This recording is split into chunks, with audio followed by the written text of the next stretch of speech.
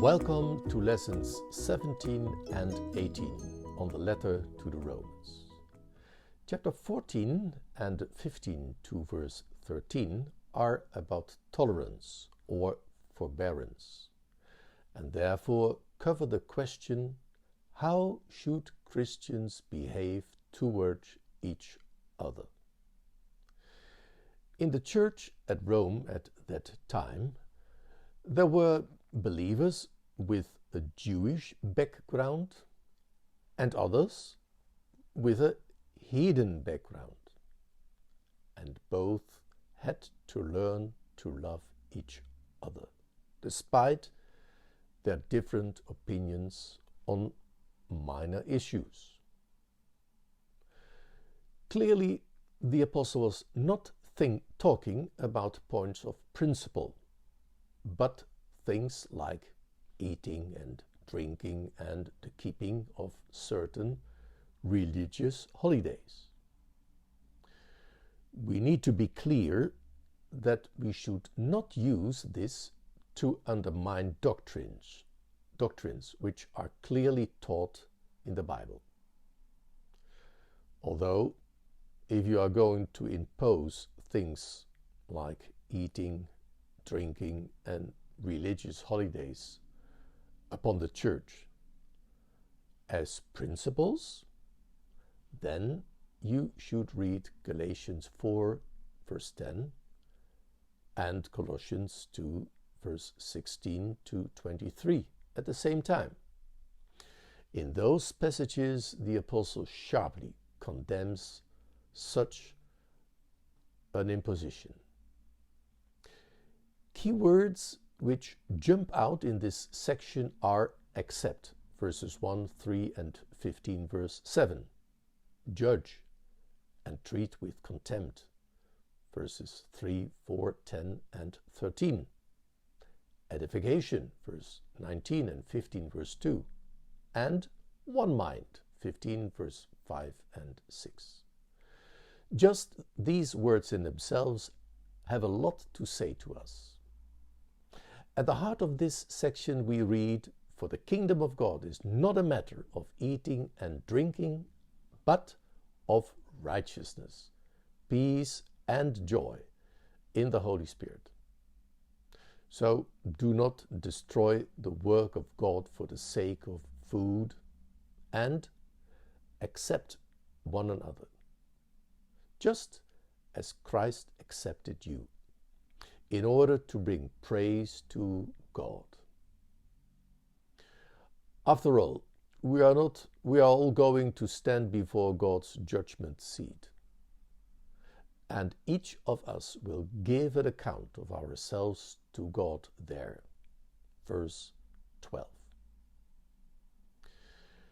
We see therefore that in this section there is talk of two sorts of Christian, namely the weak and the strong. The strong believes that he may eat everything and doesn't need to observe certain Old Testament requirements. For example, the keeping of the Jewish feasts. But the weak believes that he must be a vegetarian and is obliged to observe the religious calendar. How do you deal with that? The strong may not despise the weak, and the weak may not judge the strong, who is living in liberty. The Lord is able to keep both standing. It goes without saying that each must be fully convinced in their own mind.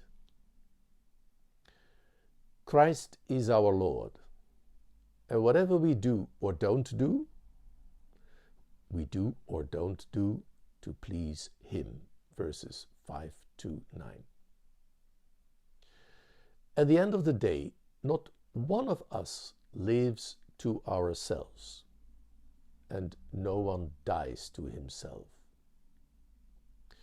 Therefore, whether we live or die, we are the Lord's.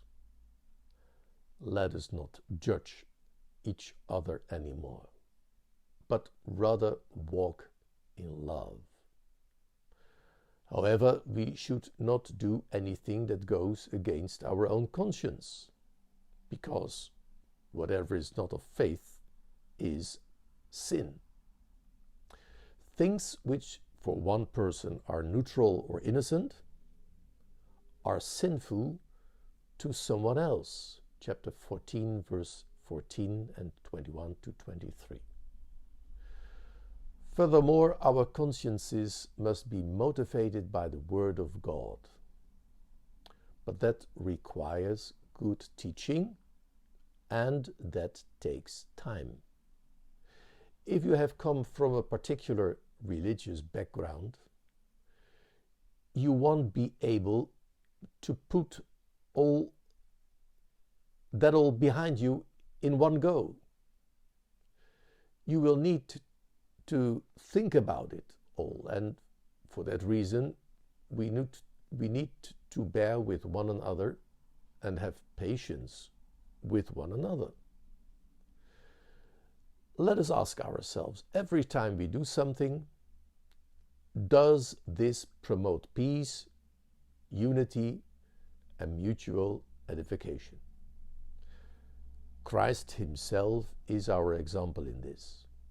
He never pleased himself. You read that in the Old Testament.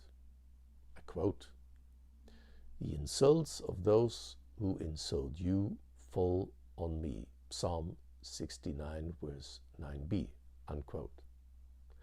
Let us live in such a way that we do seek to please others rather than step on his or her toes. In any case, everything that was written beforehand was written for our learning. This should be a motive to read and reread the Old Testament, giving it our full attention and effort, and thus preserving our hope. It is lovely to see how the Apostle connects the Old Testament with the New. They are, as it were, the two legs we walk on.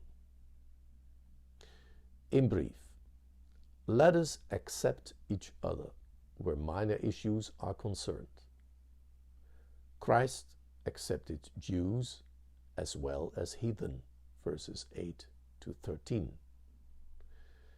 He was even a servant of the circumcision, so we should accept the weak as well as the strong. Finally, it is Paul's desire that we glorify the God and Father of our Lord Jesus Christ with one voice. Chapter 15, verse 6. And so we have come to the end of this lesson. Before the next lesson, please read chapter 15, starting at verse 14, and chapter 16. Until then, goodbye. May God bless you. Amen.